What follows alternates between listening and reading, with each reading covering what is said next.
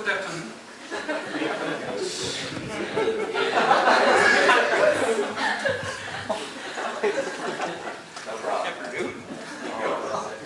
I am Jeremiah Park, and I'll talk about singleness and marriage. I'll try not to be biased. I'm a single man, so I'm not biased to married side. We will hear. Okay, why is it? The number of people is 400 to 1,000, 3 times. Now, if you marry, by the chance of 50%, you will have divorce. It's a pretty risky investment.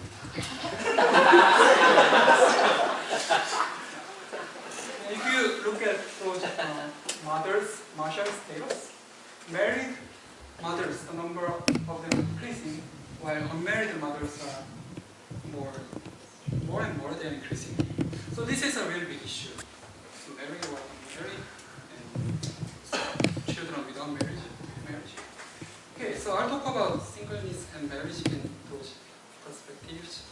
The definition of marriage, the definition of singleness, and the origin, how they came from, and the purpose of them, condition or cost, and it's possible some transitions, and also these are good pictures, married couple and a single man, but there are some negative examples as well, divorce or some debauchery. I talked about them. So first of all, definition.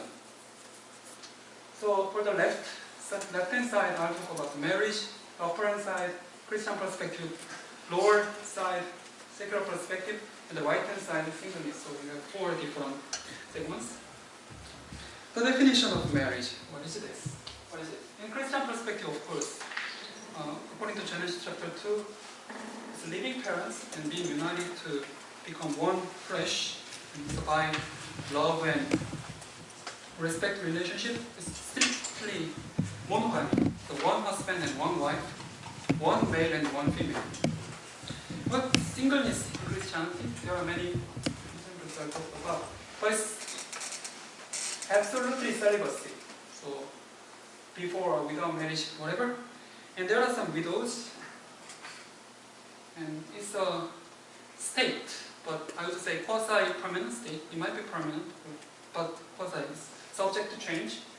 And those single people were historically was equal members in the church. But on the secular side, there are, of course, traditional marriage, also gay marriages, right? So it doesn't have to be anymore, male and female. And polygamy, one husband and a couple of wives. It's very hard to define what marriage is anymore. There are many forms how to define it. Very loosely, maybe. How about singleness? I love singles, yes. Those famous figures like Howard Hughes, with many girlfriends, didn't even marry. And Marilyn Monroe, also very famous single person. But what is the definition of singleness? Since the definition of marriage is very vague, so singleness may be just a state without marriage. I would say so. The origin of them. So Christianity is strictly biblical. God established marriage, husband and wife. And singleness, there were some examples. Naomi. So Naomi was a widow with Ruth, the son, daughter-in-law. And historically, for widows, they had little pressure to be married. So it was a viable form of life. Jeremiah, the prophet, he had a special direction from God not to marry. And of course, the Apostle Paul, who even recommended his lifestyle to people. About the secular perspective, somehow this kind of amoeba form life became a certain moment. The theory of evolution might say marriage, but nobody maybe know when marriage came into history, this tension together. And historically, there were single people in around the world, eunuchs, and Leonardo da Vinci, a very famous one, but not very many, because historically, for instance, Rome, single people were somehow persecuted. The widows had to pay widow tax. And in Greek, single people were even considered to be inferior citizens. Purpose of marriage and singleness, by the way, by this time, so we are having now Easter conference. So what is the purpose of talking about singleness and marriage while we are talking about Jesus' resurrection and death? I think this is the first question that you might have, and I also had this question. But even before Jesus' resurrection, what was there? Jesus' death was there. Jesus died on the cross. So Jesus suffered. And I think this suffering came into this subject very deeply because marriage and singleness, we learn Jesus, we can learn Jesus in both ways. In which way? Okay. In marriage is a reflection of ultimate love. Ultimate love, but reflection.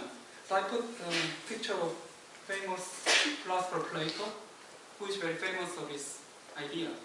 Idea is some ethereal thing that maybe heaven above, but in the world we have only shadow of the idea. Likewise, the ultimate love is with God. It belongs to God. But with marriage, we might construct some reflection of that love. So it's pan-ultimate love. We can practice that. And sanctification. How can sanctification be possible with marriage? Because first, I put this in this. Speaking of truth in love, sacrifice, and personal characteristics. Speaking of truth in love, I think this can be very painful if you are very honest to spouse, husband and wife. And with pain we can go. Sacrifice. I'll talk about it again. But husband and wife, when they sacrifice to each other, they die literally. And then they grow. So death and resurrection, the theme comes here right clearly. And children, a sign of hope in the world. The world is bad. It's filled with evil things, but we have children because we have some hope that God will eventually redeem the world. So Jesus' death and resurrection, the transition can be revealed throughout the form of marriage by the sanctification process. But in the world, the story is a little bit different. The purpose of marriage traditionally was some sort of idol of family and tribe and personal extension of personal power. So social duty, stability, and status.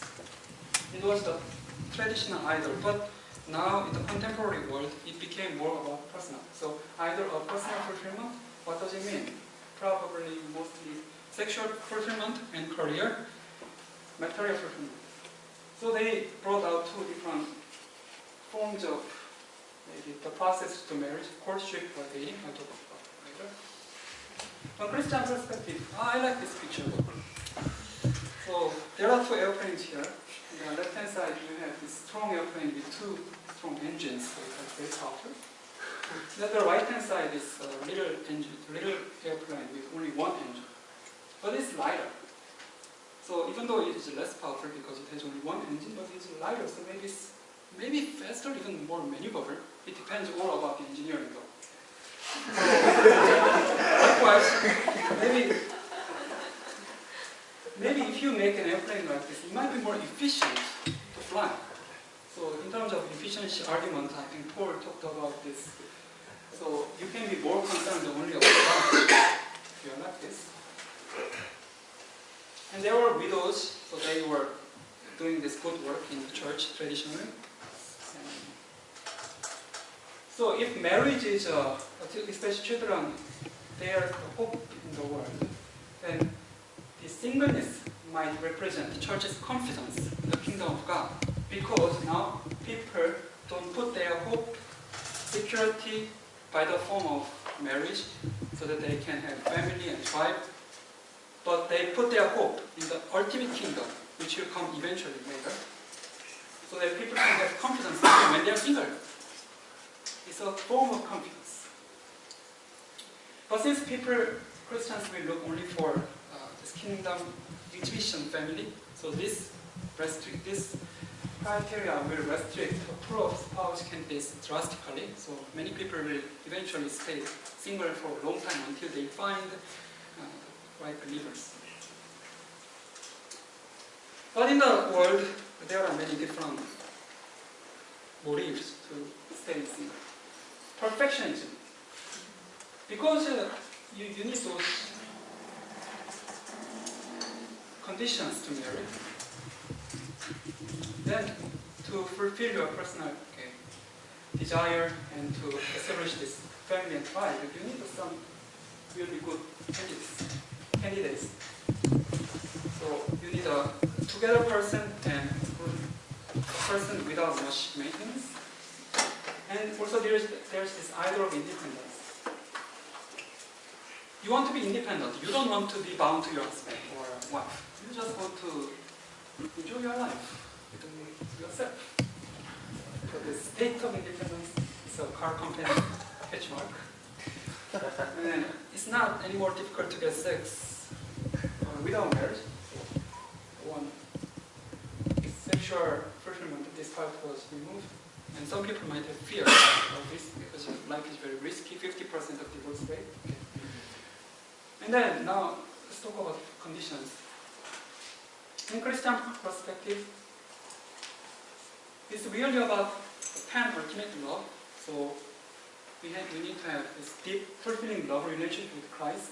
Otherwise, if we don't have this love, then we will try to find this ultimate love from our spouses, which will eventually generate lots of problems because people are always limited. And the marriage is only restricted only with a believer. And it is initiated by men, not women. Why? Because in the biblical context, marriage was always used by men. So husbands and wife. Husbands are required to 4 things. Okay. Husbands are ready to die for wives, just as in Ephesians. Just as Christ did for the church. And husbands should show unconditional love. So I put condition here, but the love must be indeed unconditional. What does it mean? That means even if your wife is not as pretty as you desire, is not as good-hearted as you wish, maybe there might be many faults, and so that you might not be satisfied. But that's the way that you grow. Because in the church, Christ loved the church not because we deserve the love, not because we are outstanding or we are pretty, not because of that, but Christ loved the church even though we didn't deserve it. Likewise, husbands ought to love their wives even if the wives don't seem to deserve it, but they deserve it in fact, because that's the way that God established the church, the house. And the husband should have the spiritual power to lead and financial stability. But wives, they need beauty and virtue. What kind of beauty? The beauty is not something about the physical beauty or sensuality. There is no sensuality when I talk about this beauty. The beauty is virtue. So let me read one text.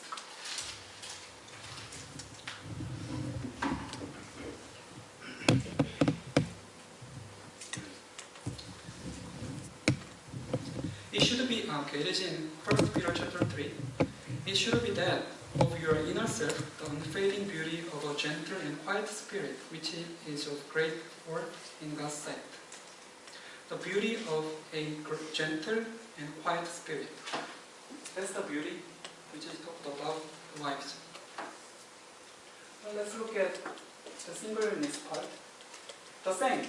The condition is the same. Deeply fulfilling love with Christ. Because if singles don't have this, then they will look for this love from somewhere else. If they are girlfriends, they are boyfriends, and still they will be roaming around with deep loneliness. And they have to give up many things. They have to give up heirs, family, and sex. Because it is strictly about celibacy. And they have to give up any deep emotional relationship with non-believers. They have to be pretty able to control themselves. They have to put 100% devotion to God. That sounds a lot. And it's a gift from God. But let's see the world. In fact, there are many conditions for marriage. You need what? Financial security, physical beauty, high social status, and you have to be good in terms of character. You have to be a together person, not much maintenance. Many conditions. You see clear contrast between them. For singles, is there any condition? Yeah, you're free. The state of independence. Now, there can be some transition maybe. From single people to marriage, or marriage to Christian perspective. The other perspective might be possible because this is possible because one spouse dies and the other one will remain single. So remarriage. So now I suggest some possible ways for the transition. I like this picture because these are the same fishes, exactly the same fishes, but in different times. So most time, this fish remains like this, passive and waiting. But at a certain time, this fish suddenly changes its form, transforms, and it becomes like this, isn't it? So there are times, you need to have time. If a person remains always like this is also not very good. You will spend your life. Because there are times that you have to concentrate on other things. But if you stay always like this, it might be also problematic because you might lose a great chance to establish your family house. So tell the time. Okay. Secondly, so I have God's gift, or the gift that I think the gift is not a really gift, but something that my maybe ambition, my selfish ambition, or some fear, independence, the desire to be independent. So you have to tell them what it is. So traditionally, the courtship was the way to get married, and nowadays it's not any more popular, but dating is very more popular. So which way should we choose? Each way has its own pros and cons. But maybe there might be some alternative ways in Christian community. In UBF, we already saw many cases, and indeed people have different stories to follow. You can think about it, and indeed people can study together, study Bible together, or work for the church together. There are many different ways. Now, however, there's no sex. For singles and for marriage seeking as well, before marriage, because there's always sex is strictly limited in the boundary of marriage. Why is it? So if you look at those two pictures, which one do you think gives you more detail? This looks right, but in terms of detail, you don't see much really. What is this? You can barely tell if this is a car. But here, you see a lot more detail. Why is it like this? Because you fill out the space with too much light, then you don't have much details. So sex can confuse people, and you'll dull your mind.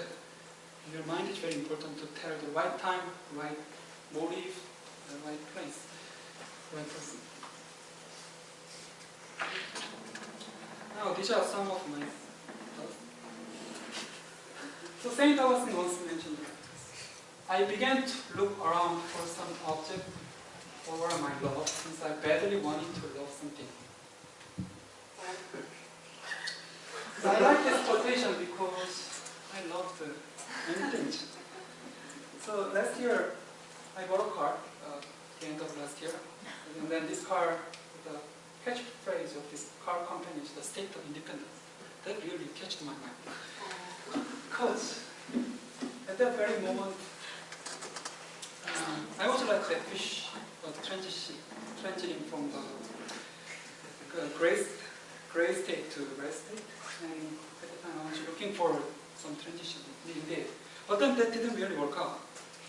And then at least I wanted to enjoy my life because I had some money, And why do I have to wait and somehow endure? I'll just enjoy my life with the money that I had. So I bought this car even though I knew that this car will be eventually broken or maybe a junk car someday.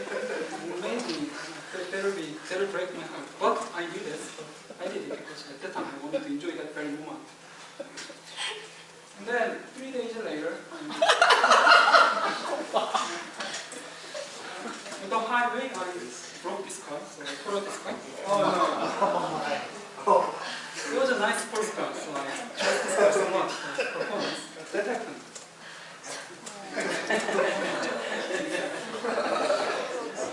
But then I transited my love to other objects, just my cell phone, which was very nice for a while, but eventually it didn't work very well. Technology. I love technology. I have my personal stuffed bar in my home. It's like this room. Because I like sharks.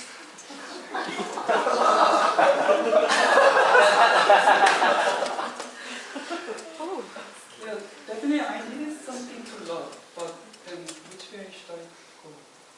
It's a big question. But I think there are good examples in both sides, the single party and the married party. So recently I watched a drama about the second president of the United States, John Adams, and his wife, Abigail Adams.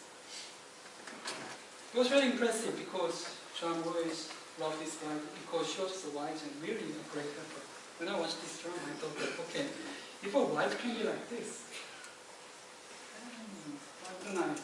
Wait, I'm just married. But this is a very extreme example. I'm not genuine. But there's also the missionary Sarah, we all know, she stayed as a single person, and it seems very likely that she will remain as a single person.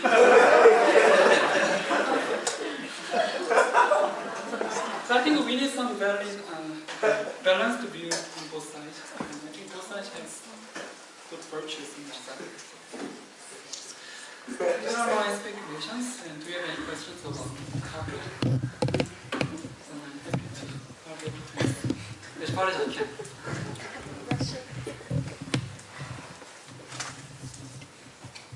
Yes. What did you like about Abigail's? Yeah, she was a really strong person. So while John Adams was not in his home because he had a lot of business for the country, she took care of the family and raised her children very well. But the most thing that I really liked was, so when John had troubles, because he had to decide a lot of things before the future of America, she gave him very helpful advices. And John Adams referred his wife as his ballast. So when he was really down and when he lost his mind because of so many stress things, she could raise him up and gave some useful and really helpful advices. This is a good example of that. Any other? Yes. Is there any reason for somebody to decide to become single? If yes, can you suggest or think about the reason why the person wants to be single? So as far as I know, for missionary Sarah, she didn't really intend to be single, but she was too busy and she couldn't find the person that she wanted to live for her life. And I think she was pretty involved in the church or not. So I think she was like Apostle Paul. My guess is. But you asked me, why does somebody decide to be a singer? So the criteria that I showed you, whether you can control yourself perfectly and put 100% devotion to God, and like Paul did, and if you think that will be more efficient for your life. So I think you can really compare the efficiency. What if I marry? Will I be more efficient than this? then maybe he can decide to be. Yes. So there are some extreme cases, like you want to go to like hostile country, and then the chance of you getting killed is high, Then we are going to get married and bring your wife and children. So some people go as a single man and as a missionary. I've seen those cases, because the danger is so great that they don't bring your family. But they just remain single. Question. How do you, it's a gift, right? Gift? Yes. It's a marriage gift and a singleness gift. How do you discern your gift? How do you one decide that this is my gift? I also, that's a question, because even if I have a gift, that gift might be a temporary gift, and later maybe I will lose that gift. Or that gift might be given to me only for a short period of time so that I can concentrate on a certain project. So that gift had to be re-evaluated over and over a certain time, so how can I tell whether I have a gift? So as I said, do I really have this more efficiency as a single man? And can I control myself perfectly? And can I be 100% devotional to God? So what do I think when I'm single? So Paul's idea was you will be concerned only about God. That's the ideal case. And am I like that? This is the very honest question that I have to ask myself. I have to be perfectly honest. Brenda? Yeah, I think I was thinking the same thing Dr. Sam was thinking. And I guess this myself dealing with other gifts, just like the talents that everyone has different talents or gifts that we're given, we have to accept the things that God has given us, and some people are very artistic and God has given them those gifts, and other people are academics and God has given them those gifts. And so for me, I'm kind of an academic who's trying to be artistic, and I wound up just really being very, just making a lot of mistakes and being very ineffective at that. And so I just think it's important to recognize what the gift is and embrace it, because it seems as though we're trying to force, it's like, oh man, I really think that I should be single, so, I'm going to go out of my way to ensure that that happens. But I think we need to just kind of live in the moment of where we are, and not necessarily overthink it, but do what we feel is right, so that we can remain open to understand. I don't know, what do you think? I just feel kind of stressed out, It's like, always thinking and analyzing and struggling so hard, it's a struggle, but we should enjoy a gift in either way. Yeah, sure. But I think the most important thing is we have to be really honest to ourselves. Do I have this gift, and am I willing to pursue this way? Because singleness to marriage is one transition, and this must be a irrevocable transition. So, it's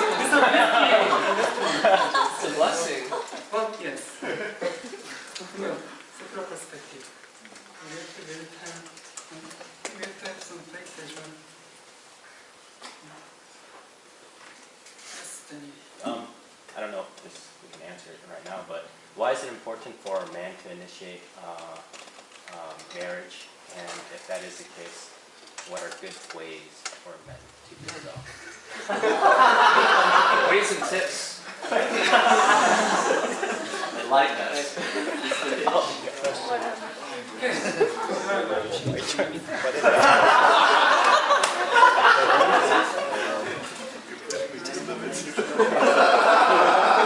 Okay, the first question, why is it that men should initiate the relationships? So I got that idea from Pastor Paul Wash's messages. He talked about marriage in 10 sessions.